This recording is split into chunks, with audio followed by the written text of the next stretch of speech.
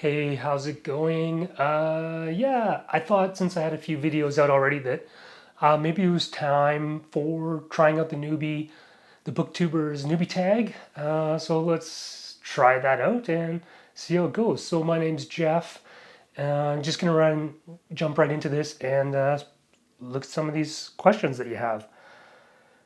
So why did I start the channel? Funny story. I actually recommended that my 13-year-old start a YouTube book review channel because she loves books, and I want her to get into sort of looking at social media in a kind of a healthy way and using it for good rather than evil, which is seems like social media today and kids is just like it's like oil and water. It's just toxic. So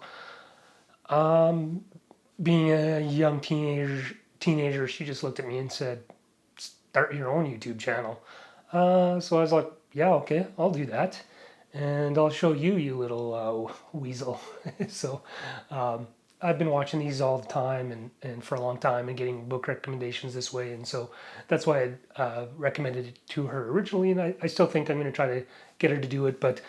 Maybe we'll try an interview here and there or get some recommendations from her. I'll try reading some of her books.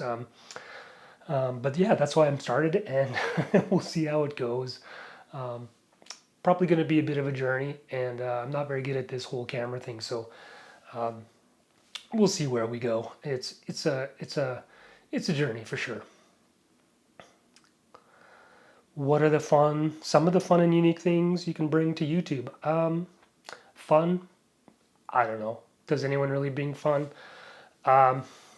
If I can get comfortable with this, I have a kind of a good sense of humor. We'll see if this format lends itself to that. I read an eclectic mix of novels, nonfiction, history, philosophy, political science, and then novels I read broadly. I'm Canadian, so I'll throw in some Canadian can lits here and there. I particularly like a few Indigenous authors that are just fantastic, and I don't see a lot of that on YouTube. So hopefully, or on BookTube, I should say now. Trying to learn the words here. So hopefully, I can bring a good mix of different things that are interesting to people. But I think that history and nonfiction will be my focus. What are you most excited about for this new channel? I'm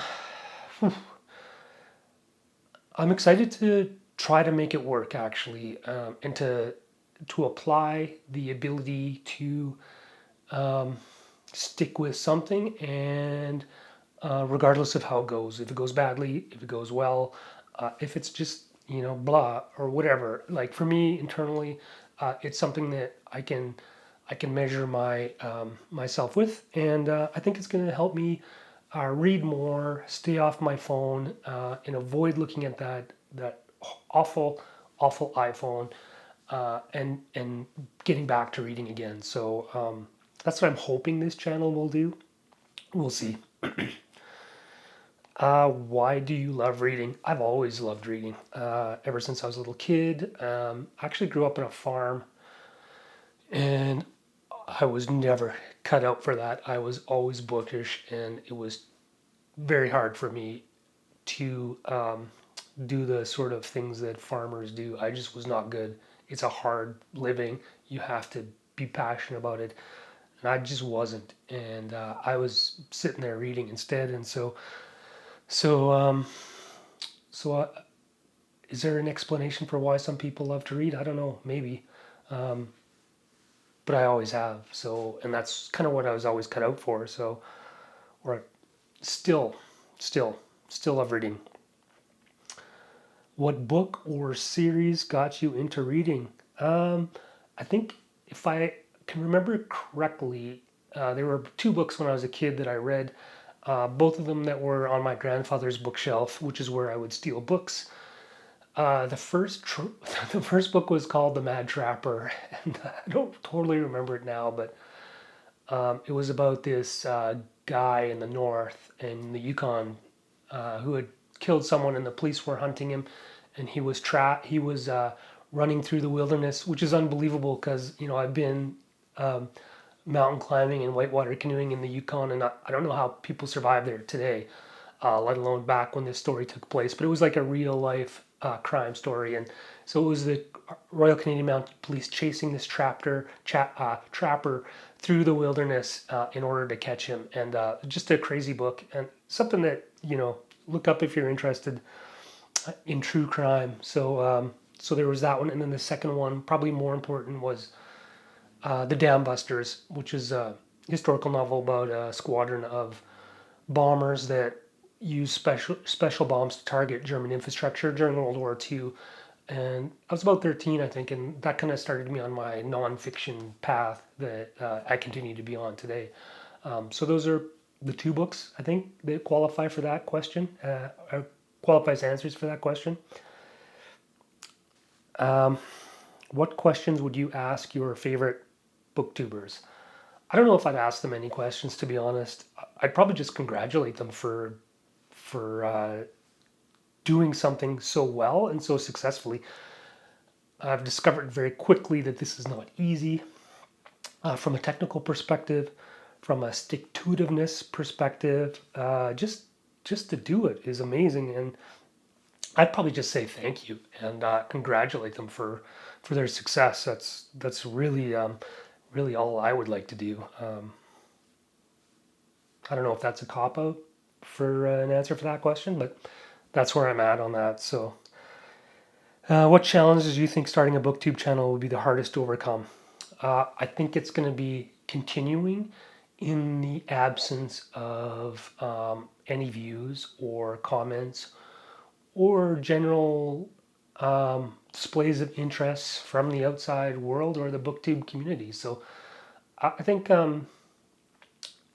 if I can just sort of put that all to the side and overcome that challenge, I think that'll be my goal, because in the background I have my other goal, which is being an example for my teenage daughter, and showing her that it's not just quick fix, you know, serotonin hits with social media, and that there's options for social media that are constructive and community building and all that stuff. So that's my other goal, and that's what I got to focus on, even while I have the sort of external metrics of failure with this YouTube channel generally. So yeah, I think that's going to be the biggest challenge. When did you start reading? So that goes back to my earlier question about what book I first read, or what sort of started this all off. And that was about 13, I think, 13, 14, young teenager. That's when I just started reading. And then like a lot of people, I started reading a lot, especially I think young guys are pretty typical. You get into this sort of nonfiction based on sort of military history, war history, stuff like that, ancient history. And then maybe you start reading novels like Stephen King or something like that, and that kind of I was never like reading Tolstoy when I was a kid, that's for sure. But yeah, 13-ish, I guess, would be the correct, or sorry, the approximate right answer. Where do you read? I mostly read at the kitchen table or in the dining room. I typically these days, when my daughter is doing homework, I sit beside her and I read, and I do it for two reasons. One is to make sure she's actually doing her homework. That's the sort of the dark kind of, the supervisory sort of part of that. The other is just to sit with her and be in solidarity with her. And I don't want to be on my phone when I do that, because it's hard enough for her, probably for all kids, to sit there and work and not be distracted by YouTube or TikTok or Snapchat or whatever. So like I sit there and I sit with my book, no phone, no computer, no nothing, and I read. And she works at her stuff, and we have developed a partnership that way, and so I get lots of reading time actually. So that's where I typically read. I don't read on transit just because I just can't. and work is work. So that's basically the answer to that. So I think I'm moving along pretty quick here. What kind of books do you like to read? Kind of touched on these already, but nonfiction is what I read primarily. I like to read history. I like to read political science, philosophy to a less extent. Philosophy is harder for me, although I do like it. I make stabs at it every now and then, going probably too hard for my own good. But yeah, and then like some stuff that I don't actually know what it falls into. The kind of books like Coddling the American Mind by Jonathan Haidt. I don't know if that classifies as I don't know what that is. It's nonfiction. I read health books as well, diet and aging and brain health. So I read a lot of different things. I do like novels. I like classics. I've read broadly Russian literature when I was a kid. Well, kid, relatively speaking, when I was younger. Actually, 1996, I went to Russia to study for a summer. I studied at the Moscow State Linguistic University in Moscow, which was pretty cool. It was near Gorky Park actually, and I traveled broadly around Russia in '96 to St. Petersburg, to other towns out in the countryside, and I always visited the places that, and I love to do this.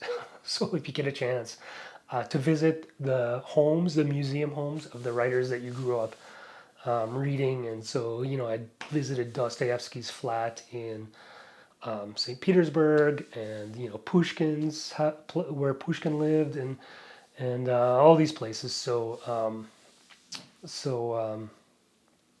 what was the question there? What kind of books do I like to read? So, but I'm not a sort of Russian lit snob. I love to read European and American and Canadian authors. I want to get into one of the reasons why I like YouTube is because you get such a diverse group of people recommending books. I want to get into more or add Indian authors to my list of novel sort of reading activities or agendas or to be reads or TBRs as you guys call it. I haven't read really any Chinese novels, African, and I've read a little bit more Central and South America, but so much to read and hard to figure out actually. I find novels harder than nonfiction in terms of finding a good recommendation or finding a good read. So hopefully I will be learning way more from you all than you learn from me. That's my best case scenario. So that's what I like to read. And then 11, I guess. What does your book collection look like? I can't show you that right now. We're doing a renovation in our basement, and I got like boxes stacked everywhere, and most of my bookshelves are blocked off by boxes. But I'll do a bookshelf tour here in the near future. I like how some people do it by breaking it down by subject area. So I think that's probably what I'll do, and I'll do a series of those. I'm not too sure yet. Anyway, again, welcome to my channel. I look forward to having you return. Subscribe if you care to subscribe. Like this if that floats your boat. And look forward to engaging with all of you. I will definitely subscribe to your channels. I will definitely be commenting and listening to your content and being a good community member. So thanks for your time. It's the most important thing in the world, and I appreciate it deeply. See you on the next one.